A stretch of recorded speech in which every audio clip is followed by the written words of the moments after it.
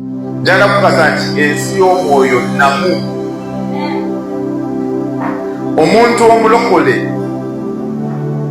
kiba kya busiru oba si kya magezi okufuna okwolesebwa ate tonoyimuka n'ogamba munnange ngenda firimu kyange tewali buzibu. Bwe nali ngenda eyo gye nagenda buli eziwedde nafuna ekirooto ng'omuntu mukwasa empapula zange somewhere byonna ebyetaagisa ku lupapula weebiri naye ali kungo. Tuba tutuuka ku kisaawe okugenda mu linnya enyonyi ne babayo akasajja katono kenkana akasaani egamba enyonyi bwe yagenze bagaddeyo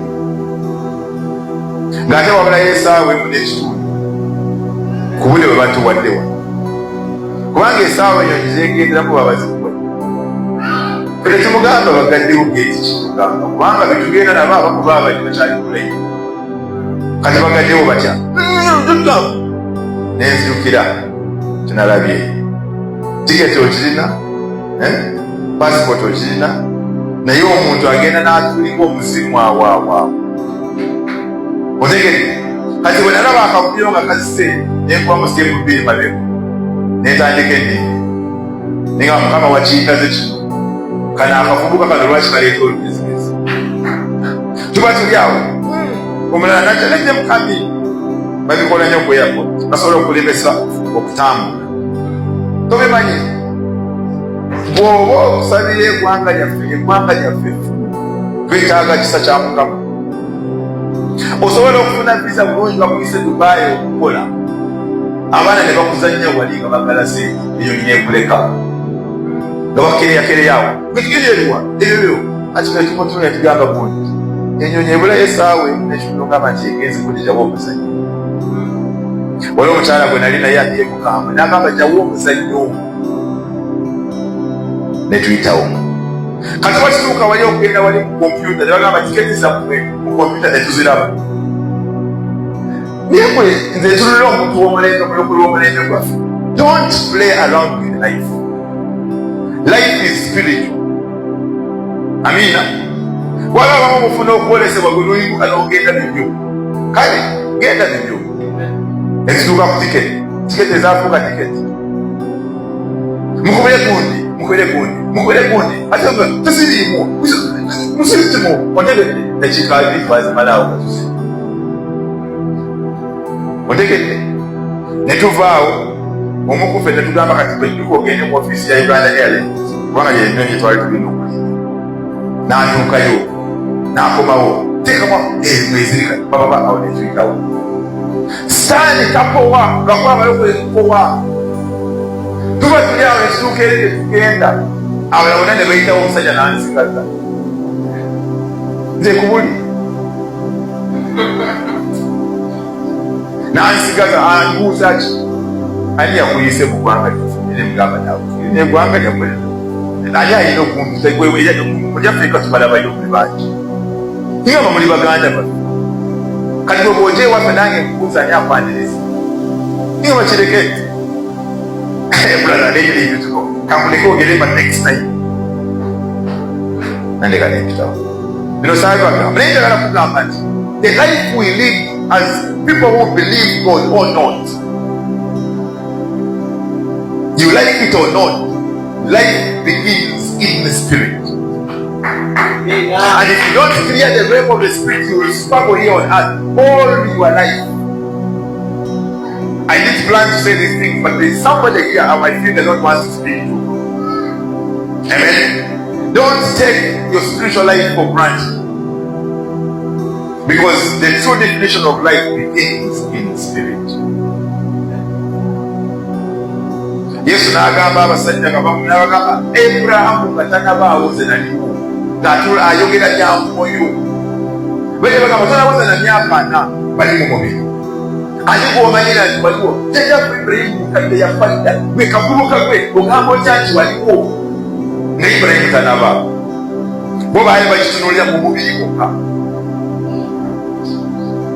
Osobola n'okutuuka ku takisi mwabavuga takisi abayinya takisi. Amiina. Ng'ekifo ekirungi kye waaliddemu ne bakikugjamu kyobola bantu abamu omwoyozi ne bwemba tugenda kulinya takisi nsaba Mukama nenga Mukama njagala kutuula mu kifo ekirungi. Wewe mugamba Mukama leero njagala kutuula mu maaso kubanga njagala genda nga tunywamu naawe saagala kafuliko okungi. Ezo esaala nzisaba.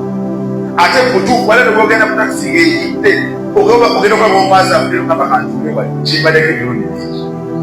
Haleluya. Kati oba oyita mu mbeera bankubadde ebirala tanabikola tugenda lutya wadde nga waliwo bye sinalaba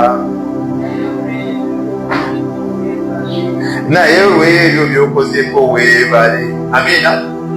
Katonda akoze bingi. Kati omulembe gwaffe gw'okugamba nti oba topaakinze motoka enene gwe Mukama tali naawe selaayi deception. Bw'oba tofumbiddwa ku myaka 25 mu 3 bwebyo bibi Mukama tali naawe deception. Kisinzira ku sadaaka kyegulu eri kufuubiramu mulokole. Buli omu alina olugendo lwe. Amiina. Naawe kola investment yo enaakwogera munaku. Kati value yo si sente z'olina. Ngezaako okuteekamu amaanyi tozimbe value yo ku Mukama. Omusajja atubulire wano nti yafuna accident naye wali osuzeeko enjala. Tegeekingamu. Kati singa yali muntu ola yandigenze wali kuswama katebe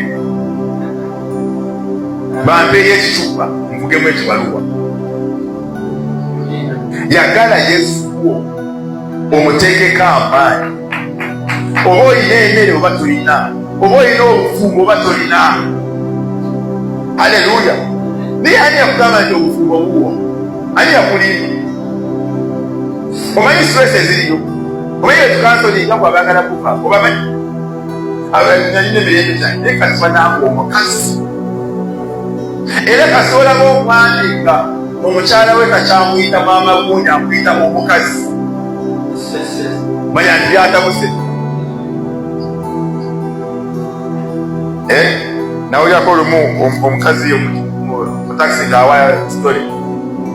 Nze mbadde neebase omusajja neyimuka ng'akola ekifuba. Omusajja neŋŋamba kati olwo watandika okuyitira bbaawe omusajja. Manya nti there is no relationship. Tubadde tuvuga emmotoka tutawaka omukazi natandika sumbuusa netugamba katupangire wano okukyero tugule sumbuusa omukazi. Manya nti tewali relationship. Nywegera omwana Zabbuli 2:2 Dawudi yakitegeera n'amuteekako amaanyi n'agamba ono Katonda ono sijja kumuvaako. Ensonga lwaki bagamba nti Dawudi omutima gwe gwali mutima gwa Katonda, gwali gulumirirwa.